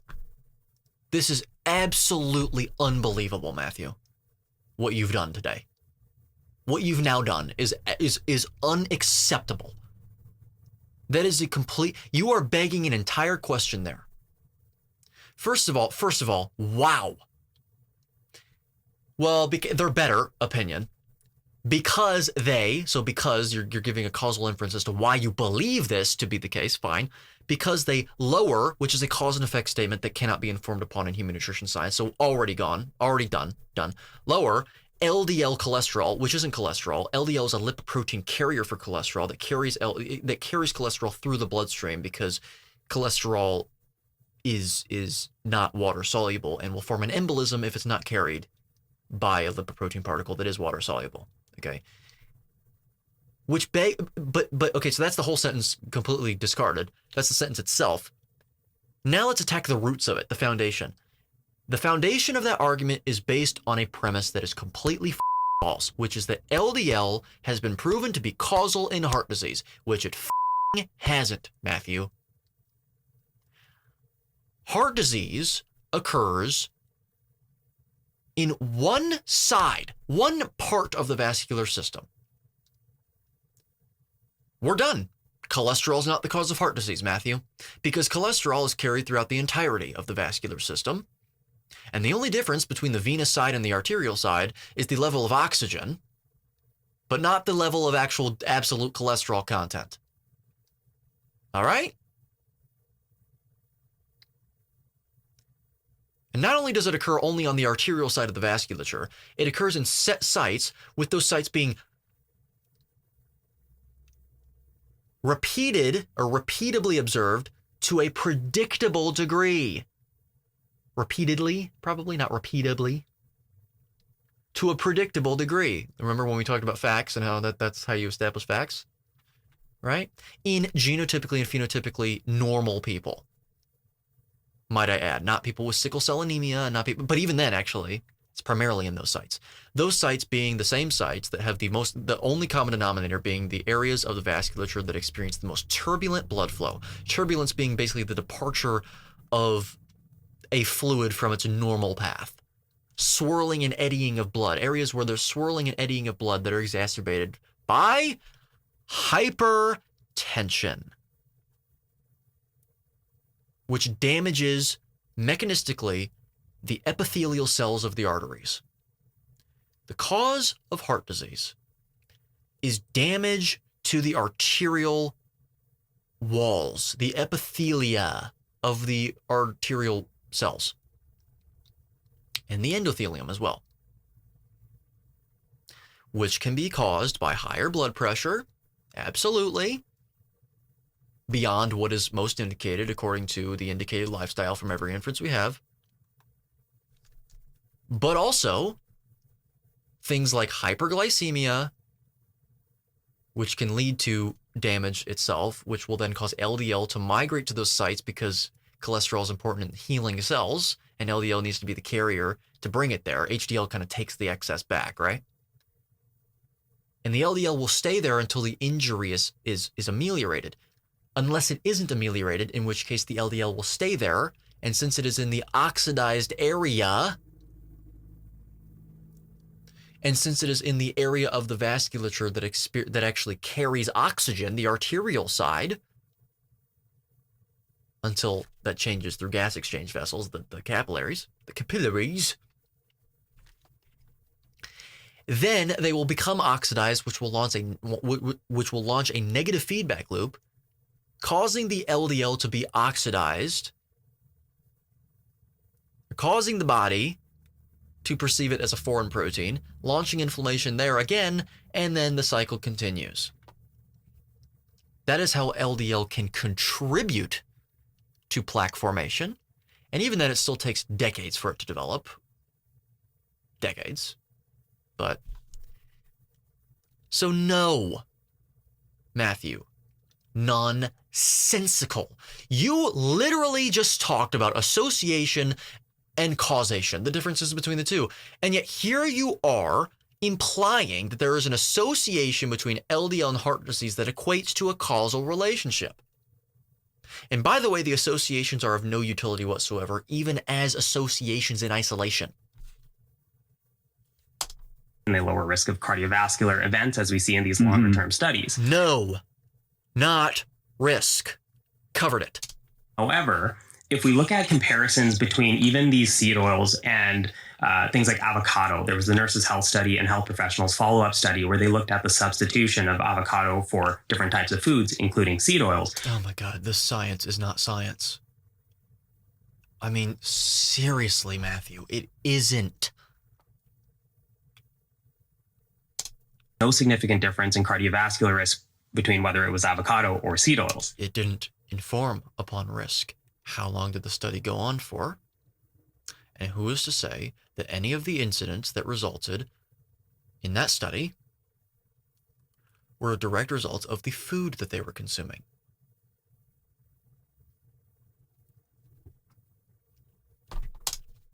And it was about a quarter of an avocado, I believe, that they substitute for equivalent amounts of the oil. There's also the PREDIMED study. Now, this is looking at all. Also, avocado is mainly monounsaturated and polyunsaturated fats. The difference between those two is not too much. It's not too great.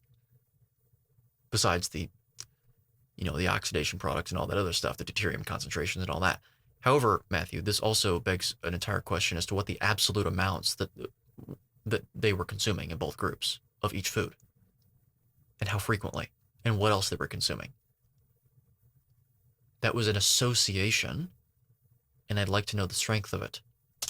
But I'll bring it to seed oils in a second, where they compared a Mediterranean diet with olive oil to a Mediterranean diet with nuts and seeds, and there was no significant difference. Both were beneficial. Olive oil is not a seed oil, it's fruit oil. And the reason I bring up the olive oil is that we also have comparisons between olive oil and seed oils, and they're roughly similar. So we don't. Okay, roughly similar is not. I feel myself. I recognize that I'm repeating myself at this point. So I'm about to stop this. We're 14 minutes in. Good reason to conclude that the seed oils would be worse than these other healthy foods. They're just one of those healthy foods. That is your opinion, Matthew. Nothing more. Say that if you were to replace olive oil or nuts or whatever with seed oils, that you're going to be better off. Mm-hmm. They're just, it's not worse. Well, no, you don't know that. You have no idea. The science that you were referring to cannot inform upon it because it is not science. It is theology. Science requires control. You cannot control for human beings. That's really what we could conclude there. So articulate the No, best you can't conclude that. Sorry. Almost missed that. argument for those that are advancing the seed oils are the root of all evil, argument. No one said that. The best argument I think that anyone can make around oils, period, is that they're calorie dense. They contain 0 calories, in fact. Matthew? None. None. About a tablespoon, you're getting 120 calories. You're getting 0, Matthew. False. There. Compare that to like a whole banana, you're getting even a bit less than 120 calories. You're getting none. So you're not getting less calories or fewer calories because you can't have less or more than 0 calories in the foods. So if you were to use tons of oils, just pouring it on your foods or frying with a whole bunch or deep frying perhaps where there's a lot of calories being added, that There's no calories being added, Matthew. False. Once again. problematic for sure. I would agree with that. Now, we don't see that in trials, in clinical trials, probably. You don't see anything in clinical trials at all. Every single thing that has been introduced into a society, drugs, foods, whatever it may be, usually drugs though, that is tested beforehand with clinical trials, show extremely weak inferences.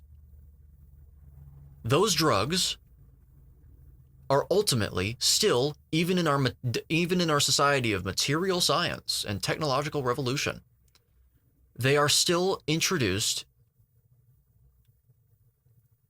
and their efficacies are assessed through trial and error. Still, even to this day. Everything. So when people say safe and effective, They have no evidence to support that claim. That is their opinion based on a consensus panel of medical experts, and it's up to individuals to either trust them or not trust them. Try and fix their issues with addition, so adding that thing in that they say is safe and effective, or trying to fix their issues with subtraction, which is what the holistic folks like you and I encourage people to do and believe we ought to do. Every single thing that is implemented is still through trial and error. Everything. Get over it. Revelation, man. Because of the way that they're used. If you're using oils to stir fry some veggies, the calorie density of that meal is still very low. The calorie density is none, Matthew. None. But if you're just throwing oils on everything, you're having 6, 7, 8 tablespoons a day. I mean, that's a ton of calories. And that. No, it isn't. Because it's 0. Again, Matthew. Problem, especially if it's leading to fat gain. In the health hierarchy of seed oils, my understanding is that olive oil, stands above. Is that true? Is there a qualitative difference? Does it have to do with polyphenols? Like, how do you think about this in terms of like parsing all the various seed oils from, canola to, sesame and everything else? So it's interesting when we look at outcomes. So again, like actual heart attacks or strokes, we see that olive oil and canola oil are pretty comparable. Actually, even for total. All right.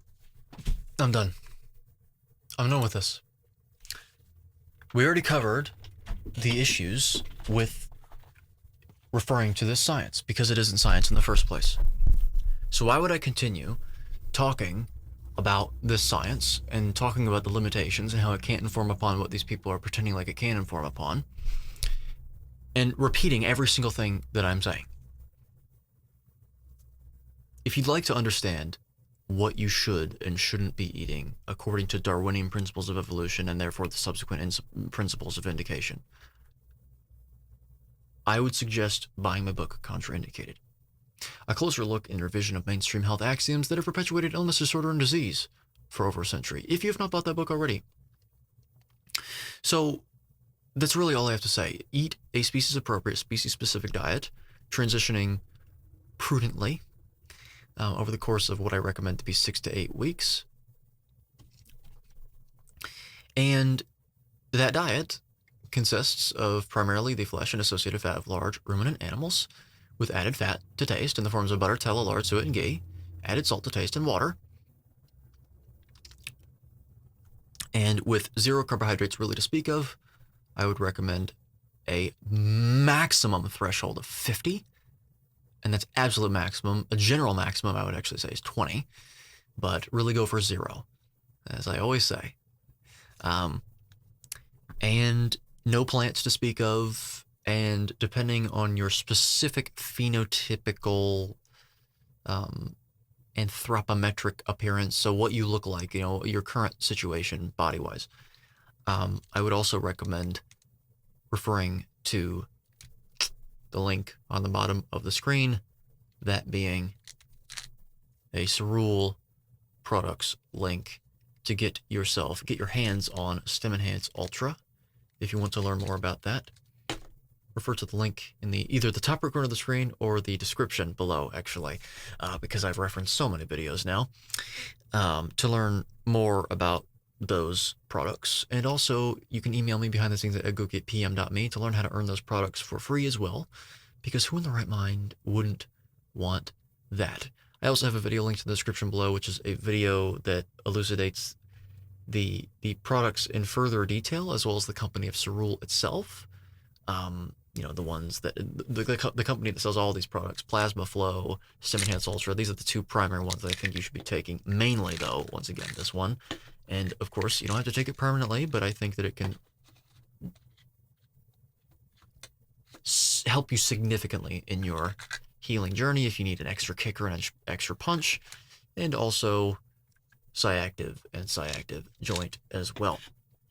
So don't buy those products if you don't know what they are at all. Check out the information regarding them first, of course, because that's really what matters, is whether or not you think you need it. And so that's what I have to say about that. So If you enjoyed the video, leave a like, subscribe to the channel, leave your thoughts in the comment section below. And the last thing that I'll say is, well, as you can see, there are a lot of charlatans online. Lots of them. Many of them refer to themselves as coaches in the space. And if you didn't know, in order to call yourself a coach in the space, legally, all you have to do is call yourself a coach. Yeah, there's no requirements. Which means that the credibility of coaches has been vastly diluted and reduced. So wouldn't it be great if you could actually call yourself a coach and it could actually mean something?